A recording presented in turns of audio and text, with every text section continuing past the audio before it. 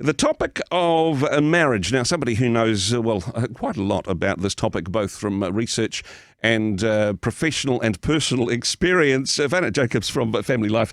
He joins us on the show. Wynand, wonderful to have you on the program. Nice to see you over Zoom. Kia ora, thank you for your time today.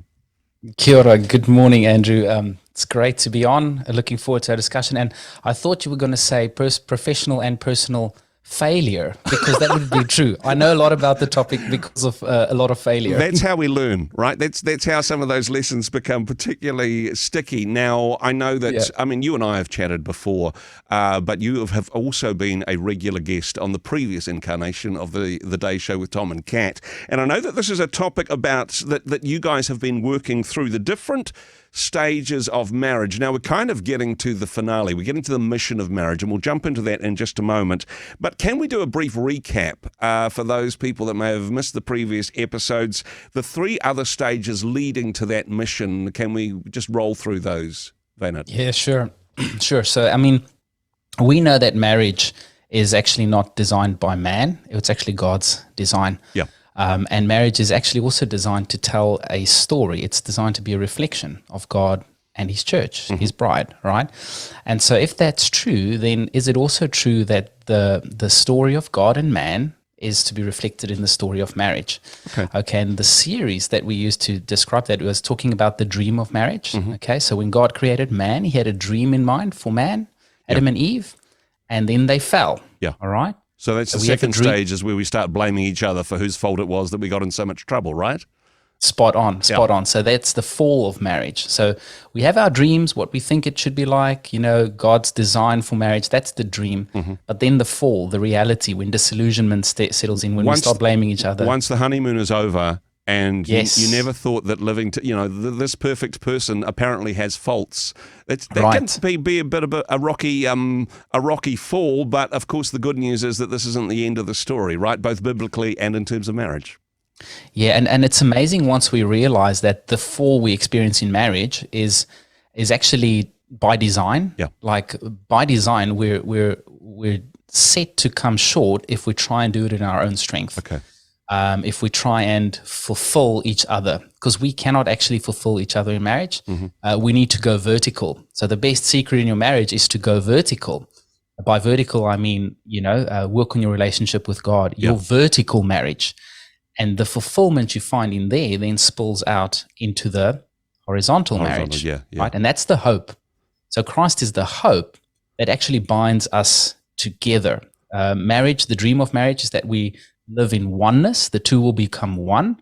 But then what happens is we drift towards isolation. But putting Christ at the center as a way of actually bringing us back. And that's the whole illustration of the three-branded strayed, not easily broken. Christ, and then me and my spouse. I love this picture and the way in which the picture of marriage, I suppose, matches up with the full story of the Bible. Yes, we start off with high expectations, then a bit of a reality check, but we have this hope, we have this opportunity for redemption.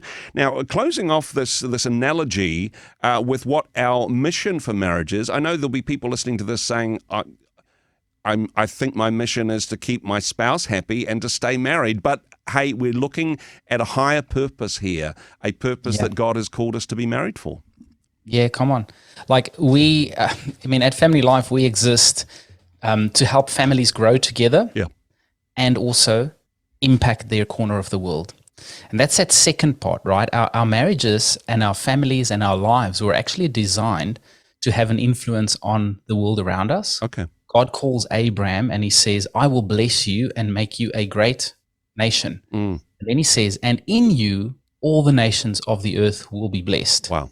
So it's this idea that God actually chooses his children as the vehicle to bring good and blessing to the world around them. And we believe family is the greatest untapped resource to bring good about in this world.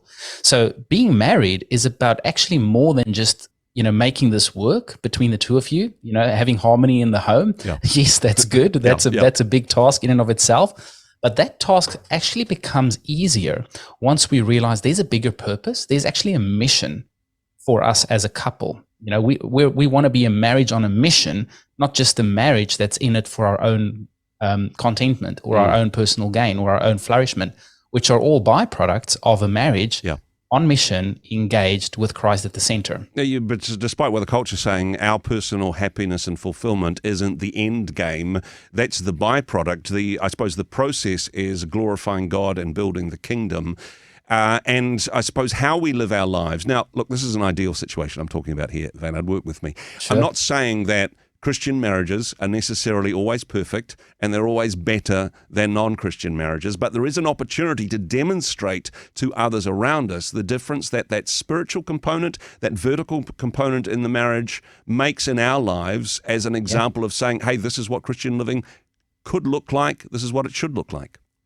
Yeah, and the Bible talks about taste and see that the Lord is good.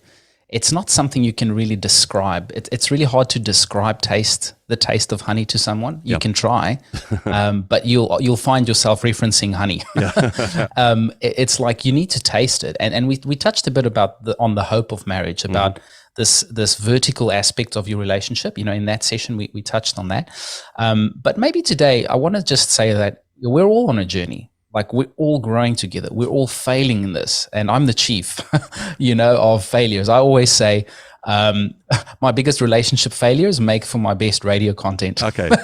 And that's always been true. All right. Today, I want to just touch on the mission aspect. So how do you actually become missional as a marriage, as a family? When you realize that, hey, our marriage can actually contribute to the world around us in a good way. Yeah. And that will only happen, just get real practical right now, if we develop some type of unified vision. We're not just at home together and we all do our own thing. Yeah. Marriage was actually designed to give us a unifying purpose. And unless we have a mission, like something that we're working towards, and this mission doesn't necessarily have to be saving the world for Jesus. Yeah. Sure, that could be it too. That could be, yeah.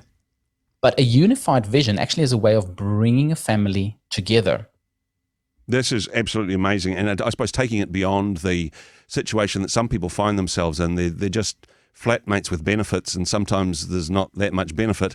But actually saying, how can we make the world a better place? That involves a conversation, that involves spending time praying together, that involves listening to the other person, which again builds strength back into that relationship.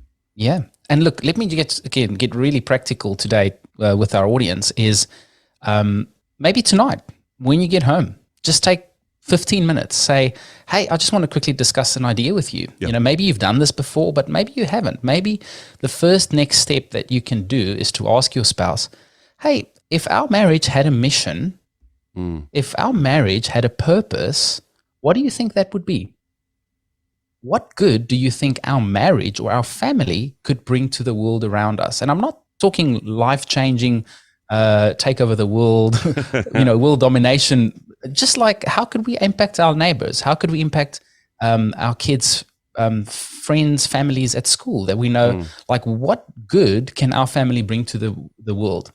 And just discuss that. Just sow that seed of, we have a vision to actually serve people around us and make the world, just literally our own little world around us, a better place. That is such a good conversation starter, and hopefully people will take that idea, put it into practice, in some ways asking the question, so what is the purpose beyond our own happiness that God has called us to be married together? What is the good work that He has prepared in advance for us to do as a couple and as a family? Some very good questions indeed. Now, a whole bunch of resources and wisdom and practical stuff available at the FamilyLife website. Wynand, how do people access that? How do they find some more great conversation starters like this one?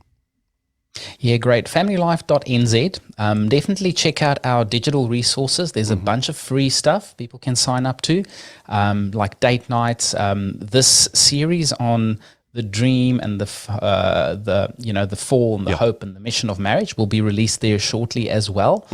So check us out online, check out our events, and become a marriage on mission. Yeah, very much so. FamilyLife.nz. Wynand, very much appreciate your ministry. Thank you so much for being on the program today.